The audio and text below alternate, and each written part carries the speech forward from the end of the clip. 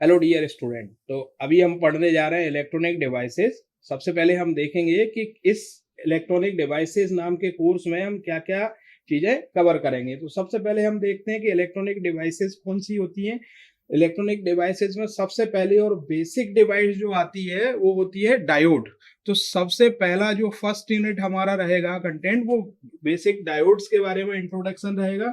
Diode किस material से बना होता है, जैसे कि डायोड सेमीकंडक्टर मटेरियल से बना होता है, तो सेमीकंडक्टर मटेरियल की प्रॉपर्टीज के बारे में जानेंगे।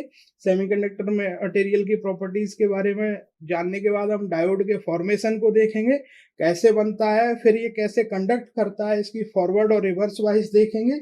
उसके बाद हम यहाँ पे कुछ डायोड की स्पेशल कैरेक्टरिस्टिक्स देखेंगे जो स्पेशल पर्पज डायोड में यूज की जाती है, जैसे zener diode, tunnel diode, Schottky diode, varactor diode, etcetera etcetera. तो यहाँ पे फर्स्ट यूनिट में हम डायोड के फंडामेंटल्स के बारे में जानेंगे। इसके बाद जब सेकंड यूनिट की बात आएगी तब हम सेकंड यूनिट के कोर्स में डायोड के बेसिक सर्किट्स की बात करेंगे। तो डायोड के बेसिक सर्किट्स में क्लेपर सर्किट, क्लैंपर सर्किट मीन्स यहाँ पे डायोड का अगर किसी सिग्नल का लेवल चेंज करना हो तो क्लैंपर सर्किट का यूज कर सकते हैं। अगर हम किसी भी वेवफॉर्म का कोई भी पार्ट को एलिमिनेट करना है या मिनिमाइज करना है तो हम क्लीपर सर्किट का यूज कर सकते हैं। सिमिलरली यहाँ पे जब हम पावर सप्लाई डिजाइन करने जाते हैं, जैसे दैट मीन्स एसी सिग्नल को डीसी सिग्नल में कन्वर्ट करने जाते हैं, तो मोर कॉमनली उसको डीसी पावर सप्लाई बोला जाता है। तो डीसी पावर सप्लाई को डिजाइन करने के लिए एक डायोड के सर्किट की जरूरत होती है।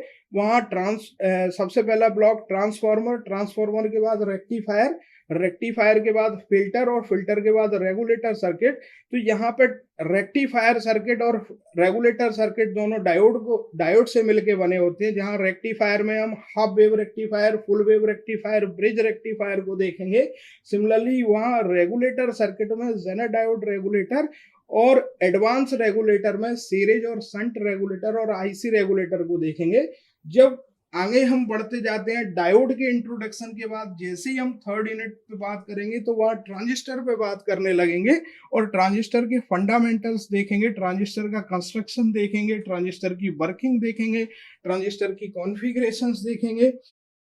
इसके बाद हम ट्रांजिस्टर के डिफरेंट करेक्टरिस्टिक्स देखेंगे कि वो हाई फ्रीक्वेंसी और लो फ्रीक्वेंसी पे कैसे काम करता है। तो ये करेक्टरिस्टिक देखने के बाद हम फोर्थ यूनिट को मूव करेंगे, जहाँ ट्रांजिस्टर के सिंपल सर्किट में single stage amplifier, multi stage amplifier, इसके अलावा एच पैरामीटर मॉडल जो स्मॉल सिग्नल मॉडल और हाई फ्रीक्वेंसी मॉडल देखेंगे ट्रांजिस्टर के। और ट्रांजिस्टर के साथ ही साथ यहाँ पर ट्रांजिस्टर की कुछ ऐसी टेक्निक्स देखेंगे जो हम स्पेशल सर्किट में यूज करते हैं, जिनको इम्पीडेंस मैचिंग के लिए और इनपुट इम्पीडेंस बढ़ाने के लिए यूज करते हैं, जैसे बूट स्ट्रैपिंग और डार्लिंगटन पेयर टेक्निक्स यहाँ पे देखेंगे ट्रांजिस्टर के।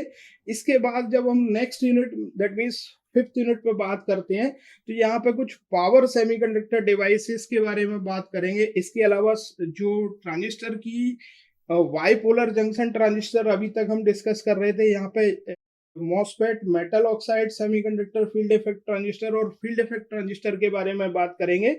इस पे बात करने के बाद हम पावर सेमीकंडक्टर डिवाइसेस पे मूव करते हैं।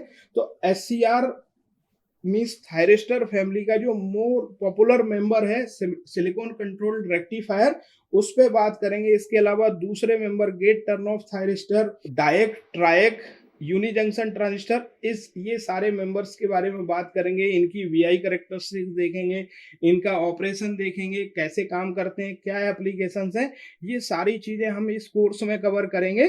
तो ये सारे कंटेंट्स मैंने आपके साथ डिस्कस किए इस कोर्स के इलेक्ट्रॉनिक डिवाइसेस के लिए।